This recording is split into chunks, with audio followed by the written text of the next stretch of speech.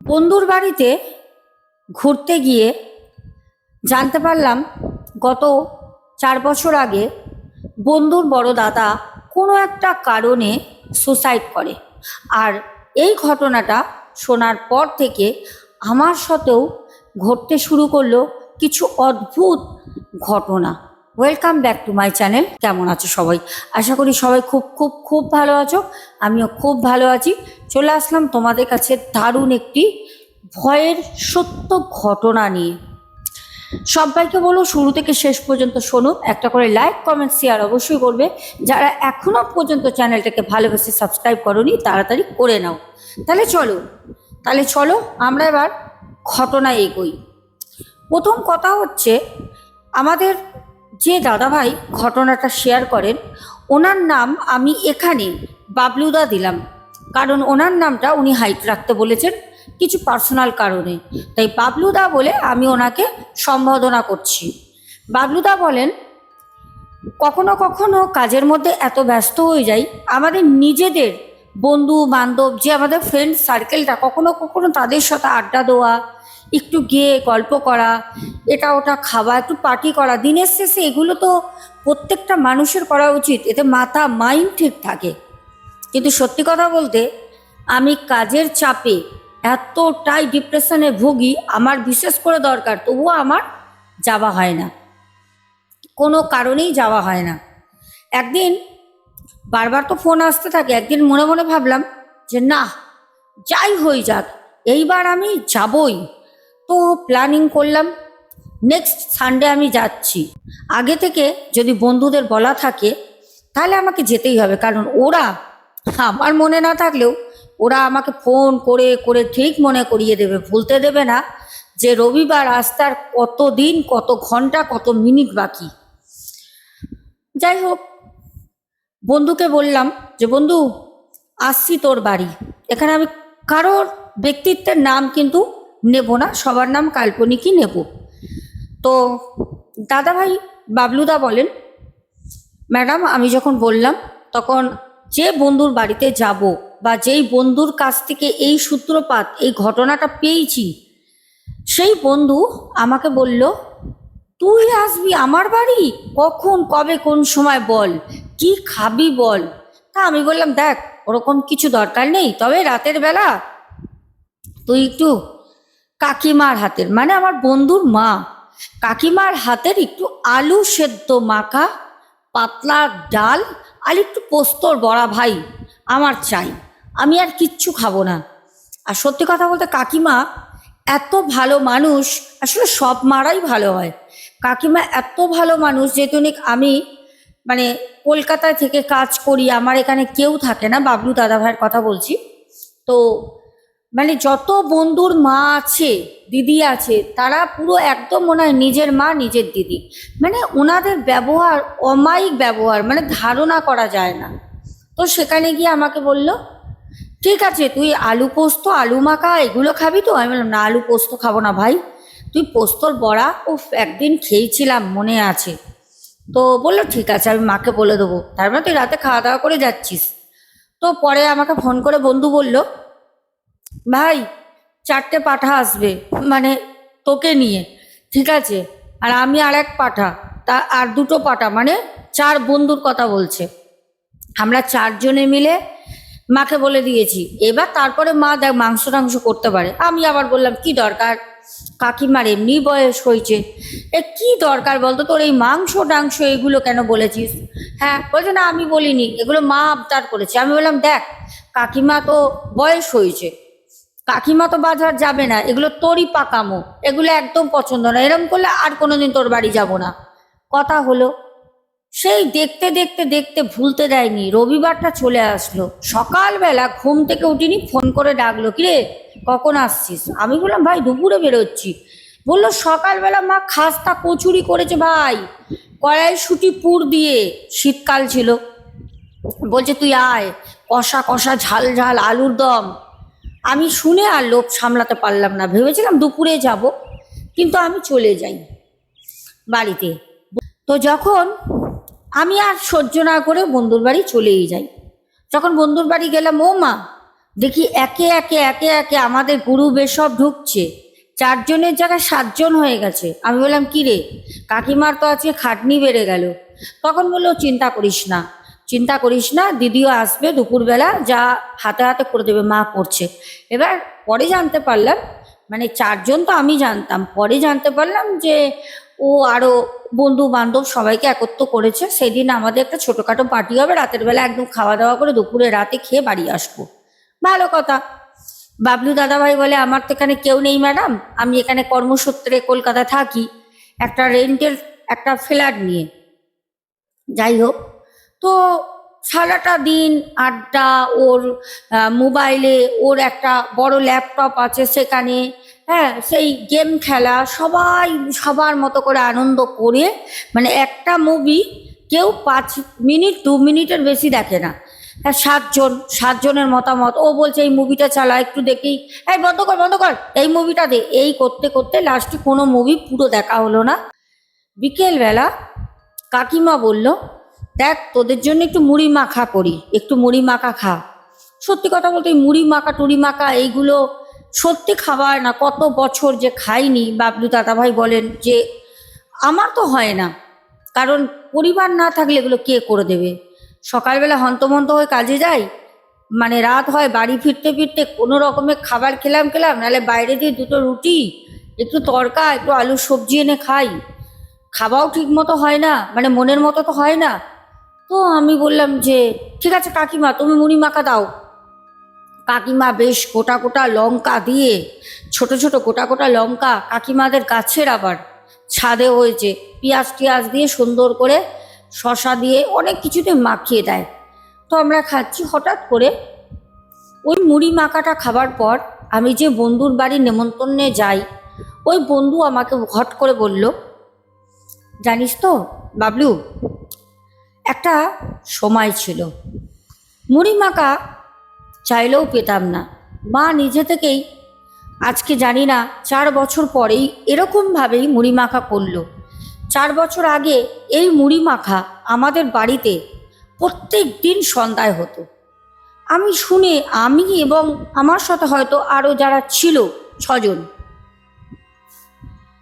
সবাই হতবাক হয়ে বন্ধুর মুখের দিকে তাকিয়ে থাকলাম যে 4 বছর আগে ডেলি মুড়ি মাখা হতো, এখন মুড়ি মাখা 4 বছর পর, মানে বিষয়টা সত্যি কিছু বুঝলাম না, কেউই বুঝবে না। তখন আমি বন্ধুকে বললাম, কেন 4 বছর আগে প্রত্যেক দিন মুড়ি মাখা হতো, এখন মুড়ি মাখা হয় না কেন, কি কারণ? তখন দেখছি ওর চোখটা ছলছল করছে, চোখটা ছলছল করছে, মনটা খুব খারাপ হয়ে গেছে। দেখে বোঝা যায় তো মানুষের একটা হাসি মুখ, একটা কষ্টে, একটা চিন্তা, সবই তো বোঝা যায়। তখন ও বলল, আসলে তোরা অনেকেই জানিস না। তার মধ্যে 2 জন বলল, ভাই আমি জানি ভাই, ওকে কাঁধে হাত দিয়ে বলল, ভাই জানি, এই কথা আর রিপিট করিস না। তো তখন আমি বললাম যে কি হয়েছে বলতো, সত্যি কথা বলতে আমি যদি এত বেদনাদায়ক কোনো ঘটনা জানতাম, সত্যি কথা বলতে আমি জিজ্ঞেস করতাম না। আমি খুঁজিয়ে জিজ্ঞেস করলাম, আমার সাথে থাকা আর 2-3টে বন্ধু, তারাও জিজ্ঞেস করলো কি হয়েছিল ভাই। তখন ও বলতে শুরু করলো, আজ থেকে 4 বছর আগে আমার দাদা তখন পড়াশোনা করে, কাজ একটা জবের জন্য প্রস্তুতি হচ্ছে, কোনো জায়গায় বেটার যদি কোনো চাকরি পায় করবে, অনেক জায়গায় সিলেক্ট করে রিজেক্ট করে দেয়, ফোন করে না।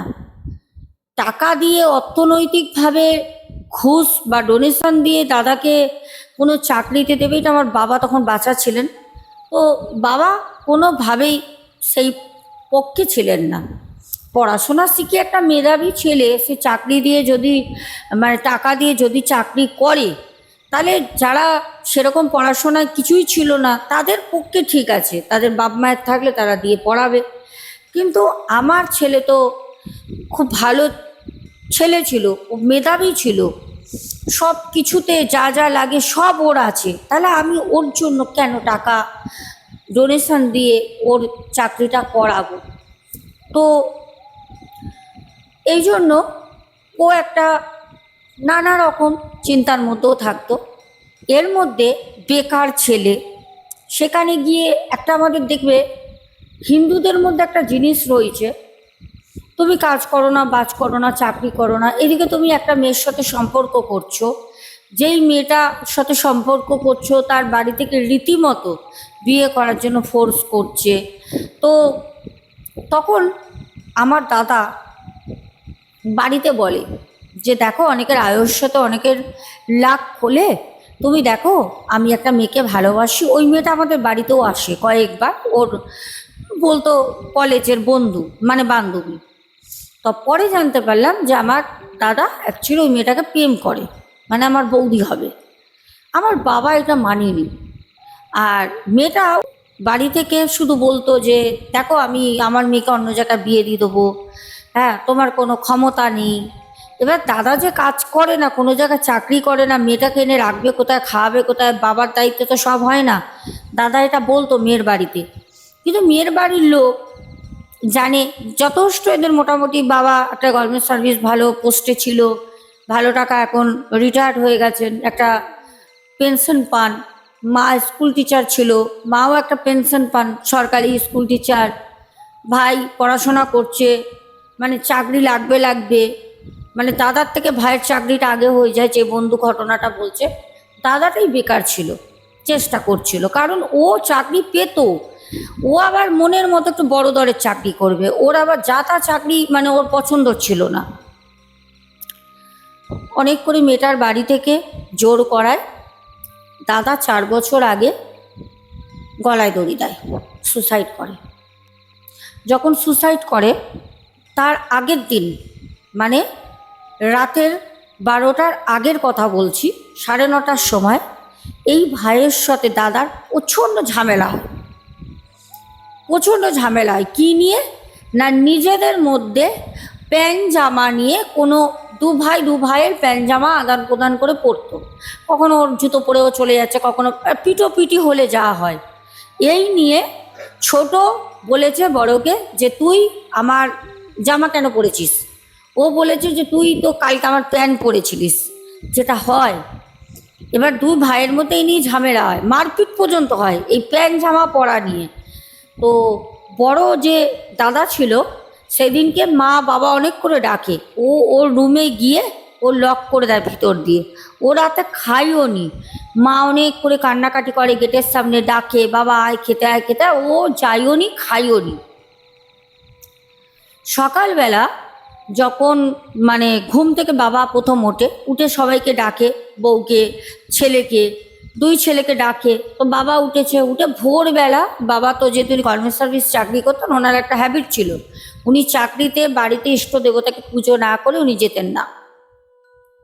ভোরবেলা উঠে পুরো উনি স্নান টান করে উঠোন টুটন ধুইয়ে ধূপ দেখাতো, একদম দোতলা থেকে, মানে ছাদ থেকে বড় ছেলে ছোট ছেলে ওদেরকে জাগাতো, গেট থাপড়ে থাপড়ে জাগিয়ে সব মানে ফটো আছে সেখানে ধূপ টুপ দেখিয়ে তারপর নিচে এসে উনি পুজো করতো। এবার ছোট ছেলেকে ডেকেছে, ছোট ছেলের গেটে ছোট ছেলে উঠে পড়েছে। বড় ছেলের গেটে গিয়ে যখন টোকা দেয়, বড় ছেলে আর দরজা খোলে না। এবার যখন দরজা খোলে না তখন উপর থেকে বউকে ডাকে, বউকে বলছে কি গো, তাড়াতাড়ি উপরে আসো, দেখো বড় ছেলে দরজা খুলছে না। তখন তাড়াতাড়ি উনি ঘুমাচ্ছিলেন। কাকিমা উপরে ওঠে যে কি ব্যাপার, এদিকে ভাইও আসে। তখন এসে মানে দরজা ভাঙার চেষ্টা করে, তিনজনে মিলে। আশেপাশে লোক চিৎকার চেঁচামেচি শুনে ভোরবেলা 5:30 6টা বাজে। প্রত্যেক দিন ওই সময় বাবা পুজো করেন, বাবা দেখছে ছেলে দরজা খুলছে না। কোনোভাবে পাশের 2-4টে লোক সবাই এসে দরজাটা কোনোভাবে ভাঙে। যখন ভাঙে তখন দেখছে ওরকম ঝুলছে। পরে যেটা জানা যায়, একটা সুসাইড নোট পেয়েছিল যে আমি আমার স্বইচ্ছায় আমি মৃত্যুবরণ করলাম, কোনো চাকরি নেই, বাবা মায়ের কতদিন ঘাড়ে বসে খাবো, একটা মেয়েকে ভালোবেসেছি, সেই মেয়েটার বাড়ি দিয়েও জোর করছে বিয়ের জন্য, তাতে আমার কোনো অসুবিধা ওদের নিয়েও নেই, কিন্তু আমি আমার এই জীবন রাখতে চাই না। মানে সুন্দর করে গুছিয়ে এরকমভাবে লিখেছে যাতে ওর মৃত্যুর পর কেউ কোনোভাবে যেন দায়ী না হয়, লিখে ও নিজে সুসাইড করেছে। এবার একটা বাড়ির বড় ছেলে সুসাইড করার পর সব থেকে বেশি কষ্ট হয় বাবার আর মায়ের। বাবা দেখাতে পারে না, চুপ করে থাকে, মা হাউ হাউ করে কাঁদে। মানে তাদের এই আমাদের বাবলু দাদাভাই বলছেন, আমার বন্ধু বলছে, আমার মা এই দাদার মৃত্যুর শোক থেকে বেরোতে 2.5 বছর লেগেছে। 2.5 বছর, 2.5 বছর মা কেঁদেছে, 2.5 বছর মা কেঁদেছে। ওরা বাড়ি বিক্রি করে দেবে, রিসেন্ট ওরা পাঠিয়েও খুঁজছে। যাই হোক, কেন এমনি কিছু প্রবলেম নেই ওদের বাড়িতে, ওদের কথা মতো, কিন্তু ওরা বাড়ির জন্য ওর মায়ের স্মৃতি, মানে মা সবসময় ছেলের, বড় ছেলের স্মৃতিগুলো খুঁজে পায়, যার কারণে বলছে আমরা বাড়ি বিক্রি করে দেবো, এইসব কথা হয়। দাদাভাই শুনে মনটা খারাপ হয়, যে রাতে খাওয়া দাওয়া করে বাড়ি আসে। দাদাভাই কোনোদিন ওই বন্ধুর দাদাকে দেখেনি, দাদাভাই, বাবলু দাদাভাই। তো যখন এইসব কথা হচ্ছিল, যে বন্ধু যখন তার দাদার কথা বলছিল, তখন দাদাভাই মানে ফটো দেখতে চায়, যে তোর মানে বড়দার কোনো ফটো আছে, তো সে একটা ফটো দেখায়। সেই ফটোটা দেখার পর মানে সেই ফটোটার মধ্যে তার মুখটা, তার চোখটা এতটাই জলজল করছিল, এতটাই মানে রিয়েল লাগছিল ফটোটা, মনে হচ্ছে যেন বাস্তবে ওর মুখটা ধরে আছে কেউ, ও তোমার দিকে তলতল করে তাকিয়ে আছে। এই চোখের দৃষ্টিটা আমাদের বাবলু দাদাভাই বলছে, আমি বাড়ি আসছি, আমি বিকেলে ওর বাড়িতে যখন ছিলাম, যখন ওই ঘটনাটা মুড়ি মাখার থেকে বলে, তার আগে পর্যন্ত দাদাকে আমি চিনতাম না। কিন্তু যখন থেকে ঘটনাটা শোনার পর ও দাদাকে আমি দেখি, আমার চোখের মধ্যে না ও দাদা ছবিটা ঘুরছে, চোখের মধ্যে দাদাই আমার ভাসছে। যখন আমি আমার বাইক নিয়ে বাড়ি ফিরছি, তখন রাত আনুমানিক 11টা 5-10 হবে, শীতের সময়, রাস্তা পুরো ফাঁকা, মুড়ি টুড়ি দিয়ে আসছি, সবাই সবার মতো চলে গেছে, কেউ একদম পাশে ছিল, কেউ দূরে ছিল, এক জায়গা দিয়ে এসে মোড় দিয়ে সব যার যার বেরিয়ে গেছে। আমি যখন আসছি, একটা ছেলে, রাত তখন প্রায় 11:30 11:45 বাজে, ওর বাড়ি থেকে বেরোই 11টা 5-10-এ। অনেকটা আসার পর আমার বাড়ি, প্রায় ধরে নাও 1 ঘন্টার বেশি আমার বাড়ির ডিস্টেন্স বন্ধুর বাড়ি দিয়ে। তো যখন আমি আসছি তখন প্রায় 11:30 11:45, দেখছি একটা ছেলে, দূরে একটা বড় গাছ রয়েছে, তেঁতুল গাছ, দেখবে রাস্তার সাইডে বড় বড় অনেক পুরনো পুরনো তেঁতুল গাছ থাকে, তেঁতুল গাছের ওখানটা দাঁড়িয়ে, দেখবে যারা মিউনিসিপ্যালিটিতে কাজ করে তাদের কাছে না একটা ঝাড়ু থাকে, লম্বা লম্বা একটা ঝাড়ু হয়, দেখবে সেই হাতটা লম্বা, ওই রাস্তা ঠাস্তা ঝাড় দেয়, ওই ঝাড়ু হাতে একটা ছেলে, ফুল প্যান্ট আর ফুল শার্ট পরা, গায়ে আদার্স কিছু নেই, ও গাছের গোড়াটায়, তেঁতুল গাছের গোড়ায় ঝাড় দিচ্ছে। তো আমাদের বাবলু দাদাভাই খুব অদ্ভুতভাবে, যে কোনো মানুষ এটা অদ্ভুতই ভাববে, শীতের রাত, রাত 12টা বাজতে যাচ্ছে, এই সময় রাতের বেলা কেউ রাস্তা ঝাড় দিচ্ছে, তাও একটা সাধারণ শার্ট পরা, একটা সাধারণ শার্ট পরা আর একটা হালকা প্যান্ট পরে রাস্তা ঝাড় দিচ্ছে, সকালেও তো করতে পারে। তো দাদাভাই এটা দেখে বাবলু দাদাভাই কিছুটা দূরে দাঁড়িয়ে পড়ে, দাঁড়িয়ে ভাবছি কী হলো ব্যাপারটা, রাস্তার মধ্যে এখন কে ঝাড় দিচ্ছে, অদ্ভুত ব্যাপার। এবার কলকাতায় এরকম কোনো নিয়ম হলো যে রাতারাতি মিউনিসিপ্যালিটি বা পৌরসভা থেকে সব ক্লিয়ার করতে বলেছে? অনেক কিছু ভাবতে ভাবতে পাশ থেকে চলে আসছে, কেন তাকে তো ওই রাস্তা দিয়ে আসতে হবে, ওই তেঁতুল গাছের নিচ থেকে। যখন আসছে তখন ওই যে ছেলেটা, সে গাছের দিকে মুখ করে দাঁড়িয়েছিল, দাদাভাইয়ের দিকে, রাস্তার দিকে পেছন, মানে দাদাভাইয়ের দিকে পেছন ছিল। যখন আসছে তখন না ও একটা মুচকি, মানে বলছে একটা পৈশাচিক একটা হাসি, যে কেউ ভয় পাবে ওরকম মুখটা হাসি হাসি করে দাদাভাইয়ের দিকে এরকম ঘুরে তাকায়। যখন দাদাভাই ওইখান থেকে ক্রস করছে হেডলাইটের আলোটায়, দাদাভাই পরিষ্কার দেখে, আর দাদাভাই যে জিনিসটা দেখে না, দাদাভাই গাড়ি যত স্পিড পেরেছে, মানে পড়ি কি মরি দিয়ে ওখান থেকে একদম, উনি ফ্ল্যাটে থাকতো, ফ্ল্যাটে গেছে, গিয়ে কোনো রকমের বাইকটা রেখে উনি দৌড়াতে দৌড়াতে দৌড়াতে দৌড়াতে একদম চলে গেছে ওনার ফ্ল্যাটে, গিয়ে দরজা ঠরজা বন্ধ করে উনি ওই ঠান্ডার মধ্যে, রাত 12টা বেজে গেছে, কনকনে ঠান্ডা, মানে ঘেমে পুরো স্নান হয়ে গেছে, সব সব করছে, চুল থেকে মানে কপাল থেকে ঘাম বেরোচ্ছে। কারণ দাদাভাই বলেন, আমার ভুল হতেই পারে না, আমি যেটা দেখলাম সেটা হচ্ছে আমার ওই বন্ধুর দাদা, ওর হাসি, মানে যে ফটোটা দেখিয়েছিল সেটা মৃত্যুর ফটো দেখায়নি, সেটা জীবিত অবস্থার ফটো দেখিয়েছিল বন্ধু তার দাদার। বলছে আমি না অবাক হয়ে গেলাম দেখে, এটা কিভাবে পসিবল, এটা কিভাবে সম্ভব? যে মারা গেছে, যার কথা শুনে আসছি, সে রাস্তা ঝাড় দিচ্ছে, আমাকে দেখে সে হাসছে। যাই হোক, দাদাভাই এসে ওই রাতে বন্ধুকে ফোন করে, না বিষয়টা বলে। এবার বন্ধু বলছে দেখ, এরকম তো হতে পারে না, এতদিনে তো আমরাও কিছু দেখিনি, আমরা দেখ বাড়ি বিক্রি করবো, যেটুনি দাদার স্মৃতি আছে তাই, তুই এটাকে খারাপভাবে নিস না, ওরকম কোনো ব্যাপারই না, আমরা এখান থেকে চলে যাব শুধু মায়ের কষ্টর জন্য, ঠিক আছে? আর তুই মনে মনে ওইসব ভেবেছিস, দাদার কথা খুব চিন্তা করেছিস গভীরভাবে, তাই জন্য ওরকম হয়েছে, দাদা কোথা দিয়ে আসবে বল? আর রাতের বেলা কেউ রাস্তা ঝাড় দেয়? তুই ভুলভাল দেখেছিস। এবার মানে কিছু করার নেই, বিশ্বাস করছে না তো বাবলুদা বলছে আমি শুয়ে পড়ি, সারাদিন তো আমার বাইরেই কাটে, পরের দিন আমাকে আবার যেতে হবে, রোববার তো হয়ে গেল, সোমবার থেকে আবার অফিস করি, এরকম করে দুদিন ঠিকঠাক যায়। আমি আর ওইসব জিনিস নিয়ে না ভাবনা চিন্তা করিনি, কারণ তুমি খারাপ জিনিস, নেগেটিভ জিনিস নিয়ে যত ভাববে তত তোমার মাথায় ওগুলো ঘুরবে, তত তোমার ওই জিনিসগুলো ফিল হবে। তাই আমি এইসব জিনিসকে সবসময়, নেগেটিভ জিনিসকে কাটিয়ে দিতে চাই।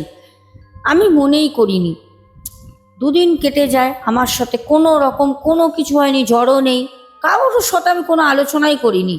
অন্য যারা ওখানে ছিল রোববার দিন, তারাও সকালবেলা অফিসে গেছে, আমি তাদেরও বলিনি, কোনো কথা বলিনি। তারা কিন্তু বন্ধুর মানে দাদার মৃত্যুর কথা তুলেছে, কিন্তু কিন্তু আমি কোনো কথা বলিনি।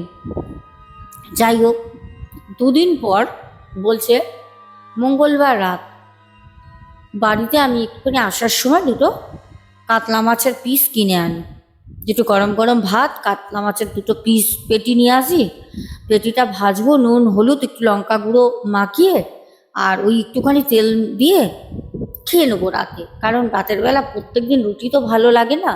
আর দেখবে তুমি এক খাবার খাচ্ছ ঠিক আছে, যে হট করে একটু ভালো মন্দ মুখে লেগে গেলে স্বাদ, তখন আবার ওই রুটি ফুটি মুখে রুচিতে আটে না। তো নিয়ে এসে দুটো মাছ ভাজে, মাছ দুটো নিয়ে আসে, দাদা ওই বলছে মাছ দুটো আমি ধুই, সব কিছু একদম ফ্রেশ মাছ, একদম মানে সুন্দর লাল ফ্রেশ মাছ। কিন্তু মাছ ভেজে রাখার পর যখন আমি খেতে বসি, মাছটা দেখছি একটা জলসা হয়ে গেছে। আমি মাছটা যখন এরকম করে তুলি ভাতের সাথে মেখে খাবো, মাছটা দিয়ে আমি জানি না, প্রথমে মাছ দিয়ে বুঝিনি, ঘর দিয়ে একটা কেমন যেন পচা হালকা গন্ধ বেরোচ্ছে। হঠাৎ কি মন গেল, হাতের মাছটা জলসা দেখে নাকে দিয়ে শুকলাম, খাবার জিনিস তো শুকতে নেই, কিন্তু কিছু করার নেই, নাকে দিতে তখন দেখলাম ইস, তো মাছ, পচা মাছটা দিয়ে গন্ধ বেরোচ্ছে, কিন্তু পচা মাছ তো আমি আনিনি। খেলাম না, ফেলে দিলাম, শুয়ে পড়লাম, রাতে খেলামই না, ওরকমই ডাস্টবিনে ফেলে মানে ওই থালাটা মেজে রেখে শুয়ে পড়ি, রাগ হয়ে যায়, দুটো মাছই খারাপ। পরের দিন গেলাম কাজ ফেরত, অফিস ফেরত আসছি যখন, মাছওয়ালাকে আচ্ছা করে ছাড় দিলাম। মাছওয়ালা বলছে হতেই পারে না, এত বড় মাছ তুমি 2 পিস নিয়েছো, সবাই কিলো নিয়ে গেছে, কেউ 500 700 1 কেজি 1.5 কেজি, কেউ বলেনি পাকা মাছ, বড় মাছ, হ্যাঁ 7 কেজি না 8 কেজি ওজনের মাছ ছিল, কি করে হয় কাতলা মাছটা খারাপ? যাই হোক, সে রাতের বেলা এসে শুয়ে রয়েছে, কাতলা মাছ তো গেল, তো ভাবলে হয়তো মিথ্যা কথা বলছে, দিয়ে সে কি আর শিকার যাবে? রাতের বেলা শুয়ে আছে, বলছে সেই বন্ধুর দাদা এসে বলছে ভাই আমার সাথে কি হয়েছিল তুই শুনবি ভাই, আমার মনের কথা না আমার ভাই কোনোদিন শুনিনি, আমি কাউকে বলতেই পারিনি। বাবলুদা রীতিমতো, আমি বলছি আমার গা কাটা দিচ্ছে, দেখো বাবলুদা রীতিমতো একদম বিছানায় জেগে তাকিয়ে রয়েছে, দেখছে পায়ের কাছে ঠিক ঘরের দরজা, ফ্ল্যাটের যে দরজার সামনে পায়ের সোজাসুজি একটা অবয়ব, যার মুখ দেখা যাচ্ছে না, কিন্তু একটা শ্যাডো পরিষ্কার দেখা যাচ্ছে, ঘরে কিন্তু নাইট রুম জ্বলছে, রুমের মধ্যে, কিন্তু আলোতে দেখা যাচ্ছে না শরীর, কিন্তু একটা শ্যাডো বোঝা যাচ্ছে, সাদা রঙের একটা শ্যাডো। বলছে আমার কষ্ট কেউ কোনোদিন শুনিনি, বাড়িতে বলার চেষ্টা করেছি, আমার নিজের ভাইও শুনিনি। তুই শুনবি, তুই তো আমার ভাইয়ের বন্ধু, শুনবি। তখন ওই যখন কথাটা বলে, দাদাভাই কি করবে, একা, ফ্যামিলি থাকে না, বন্ধুকে ফোন করতে পারবে না, ওখানে ওরকম তার বন্ধুর দাদা দাঁড়িয়ে রয়েছে, এ আবার কি মানে অবস্থা, সাথে সাথে জ্ঞান হারায়, অজ্ঞান হয়ে যায়। ভোরবেলা যখন ফোনের পর ফোন, ফোনের পর ফোন, ফোনের পর ফোন ঢোকে, তখন ঘুম থেকে উঠে দেখে 1:30 বাজে। তখন বলছে আজকে অফিস আসলি না কেন, তোর শরীর ঠিক আছে? তখন সে বলছে আমি অফিসে নিচে আসছি, এক্ষুনি নাম। যে বন্ধুর দাদা এসছিল সেই বন্ধুর কাছে যায়, মানে যাদের বাড়ি খেতে গেছিল, তখন সবটা বলে এরকম এরকম। সেই বন্ধু তখন একা আড়ালে নিয়ে গিয়ে বলছে সেদিন বলতে পারিনি অত বন্ধুর মাঝে, আমাদের বাড়িতেও আমরা আমার দাদাকে দেখতে পারি, ওই জন্য ওই বাড়িটা আমরা বিক্রি করে দেবো। দাদা সুসাইড করার পর দাদার আত্মা শান্তি পায়নি, দাদার আত্মা ওই বাড়িতেই ঘুরে বেড়াচ্ছে। আর 2.5 বছর পর যে মাস হয়ে গেছে না, 2.5 বছর দাদাকে দেখতে পারিনি। 2.5টা বছর ধরে মা এত কান্নাকাটি করেছে, এত দাদার কথা মনে করেছে, দাদার আত্মা আর ওই বাড়ির লোকের যে ভালোবাসা টান, এই যে মা প্রত্যেকদিন কাঁদতো, বাবা তো কাঁদতে কাঁদতে মানে শেষই হয়ে গেল, শুধু একমাত্র আমি স্ট্রং ছিলাম। মায়ের এত কান্নার চোটে দাদার আত্মা মুক্তিই পাচ্ছে না, মাকে বুঝিয়েই পারি না। এখন আমরা যে তান্ত্রিকের কাছে গেছি, ওঝার কাছে গেছি, নানা জায়গায় ব্রাহ্মণ পণ্ডিত সবাই বলছে একটাই উপায়, ওই বাড়ি বিক্রি করার সময় বাড়িটা বন্ধন করে বিক্রি করে চলে যাও, তাহলে সেই আত্মাটা ওই বাড়িতেই থেকে যাবে। বাবলু তো আমাকে বললো যে ওরা যদি ওই আত্মাটাকে ওখানে রেখে বিক্রি করে চলে যায়, তাহলে এবার যে আসবে তার সাথেও তো খারাপ কিছু ঘটতে পারে, কারণ সেই আত্মাটা ও দাদার তো ওখানে থেকে যাবে। কিন্তু এছাড়া ওদের কাছে উপায় নেই। এটাই হয়, একজন বাঁচতে গেলে আর একজনকেই মৃত্যুর মুখে ঠেলে দেয়, কিছু করার নেই, কারণ ওরা আত্মাকে ওখান থেকে কোনোভাবে হিলিং করতেই পারছে না। এমনকি ওরা পিণ্ডদান পর্যন্ত করেছে, দাদা যায়নি, ওখানেই রয়েছে। আমাকে বাবলুদা ঘটনাটা বলে যে একদম এটা মধ্য কলকাতার ঘটনা, একদম ওই বাড়ি এখনো বিক্রি হয়নি, আর এমনকি বাড়ি বিক্রিও করতে পারছে না। পার্টি দেখে, পার্টি ঠিক হয়, এসে কথা বলে, সব কিছু হয়, পার্টি নেয় না। বুঝতে পারছো, দাদাই বিক্রি করতে দিচ্ছে না দাদার আত্মা। চলো কমেন্ট পড়ি। এতটাই ছিল, ঘটনাটা কেমন লাগলো কমেন্টে জানাবে। চলো কমেন্টগুলো পড়ি। প্রথম কমেন্ট করেছে সিরাজুল মল্লিক, তুমি কিন্তু তাড়াতাড়ি কমেন্ট করে ফেলছো, দেখো ফার্স্ট কমেন্ট করেছে, এবার কমেন্ট পিন করবো যে প্রথম কমেন্ট করবে। তুহিন দান্দ্রে, তারপর সাগর ফুটবল, তুমি বলেছিলে নামটা বলতে, নেক্সট আমি সাগর তোমার নামটা কিন্তু বললাম। আচ্ছা, তারপর প্রিয়াঙ্কা দাস, তারপর কমেন্ট করেছো নীলু মজুমদার, শুভঙ্কর ঘোড়ই, পাপ্পু দে ভাই, চৈতালি রয়, ডালি দেবনাথ দিদি ভাই, তারপরে মধুমিতা ভৌমিক কমেন্ট করেছো, কিষাণু পাল কমেন্ট করেছো, তুমি বলেছো ব্যারাকপুর কাঠালিয়াতে থাকো, খুব ভালো, কোনোদিন দেখা অবশ্যই হবে কিষাণু তোমার সাথে। তারপরে সুনিতা চন্দ্র, সন্ধ্যা মণ্ডল, তারপর কমেন্ট করেছো চন্দনা মণ্ডল, রাজীব জসওয়াল, রূপা দিয়ে বোন, শ্রাবণী হাজরা, তারপর বরুণ মজুমদার কমেন্ট করেছো, আব্দুল হক ভাই বাংলাদেশ থেকে, প্রদীপ দাস, রুচিরা হালদার অনেকদিন পর, সুমনা ভট্টাচারিয়া, তারপর রীতাবো সাইমন অনেকদিন পর কমেন্ট করেছো, কমাল মণ্ডল তুমিও অনেকদিন পর কমেন্ট করেছো, কোথায় থাকো তোমরা বলো তো। সুনিতা চন্দ্র, সুজাতা দাস, সন্ধ্যা মণ্ডল, তারপর কৃষ্ণা ধারা বোন, তারপর কমেন্ট করেছো ঋতুপর্ণা রয়, ঝুমা চ্যাটার্জি দিদিভাই, পরপর দুটো কমেন্ট করেছো, বনানী কর্মকার দিদিভাই কমেন্ট করেছো, নিতা বসু কমেন্ট করেছো, কিষাণু মান্না কমেন্ট করেছো, কাজল সাহা কমেন্ট করেছো, রেখা দুবে কমেন্ট করেছো, তারপরে পাপ্পু দেব ভাই, অজয় শঙ্কর মণ্ডল দাদাভাই, অসীম দাস, গোপাল দাস, দেবপ্রিয়া ঘোষ কমেন্ট করেছো, তারপর অদিতি বারোই কমেন্ট করেছো, তারপর শঙ্কর ভদ্রা, কেকা রয়, আয়ান হালদার, শিউলি মল্লিক কমেন্ট করেছো, তারপরে কমেন্ট করেছো এনাক্সি, দাঁড়াও 1 মিনিট একটু দেখে নি নামটা। ওকে, এনাক্সি দাস, ঠিকই বলেছি। এনাক্সি দাস, শম্পা মিত্র, শিলা চ্যাটার্জি, বাংলাদেশ থেকে মিম কমেন্ট করেছো। দীপক হালদার, তারপরে কমেন্ট করেছো গোপা মিউজিক ওয়ার্ল্ড থেকে, তারপর কমেন্ট করেছো একদম শেষে আমাদের ছোট্ট মিষ্টি বোন, সে হচ্ছে সৈনী রয়। এখনের মতো আসবো, সবাইকে অনেক অনেক ভালোবাসা। আজকে কিন্তু ঘটনাটা তোমাদের কাছে যেতে একটু দেরি হবে, কারণ পরশুদিনকে বাজ পড়েছিল, এত বৃষ্টি হয়েছে কি বলবো। বাজ পড়ে আমাদের এই যে পেছনে দেখছো পিসি, ওটা নষ্ট হয়ে গেছে। লোক এসেছিল, চেক করে গেল, ওটাকে নিয়ে কালকে কলকাতায় যেতে হবে, কারণ ওর ওয়ারেন্টি গ্যারান্টি আছে, যার কারণে ঘটনাটা রেকর্ড করতে দেরি হয়ে গেল। এখনের মতো আসবো, সবাই খুব ভালো থেকো, বড় মায়ের আশীর্বাদ সবার সবার সবার পরিবারের উপর থাক। এখনের মতো শুভরাত্রি, ভালো থেকো।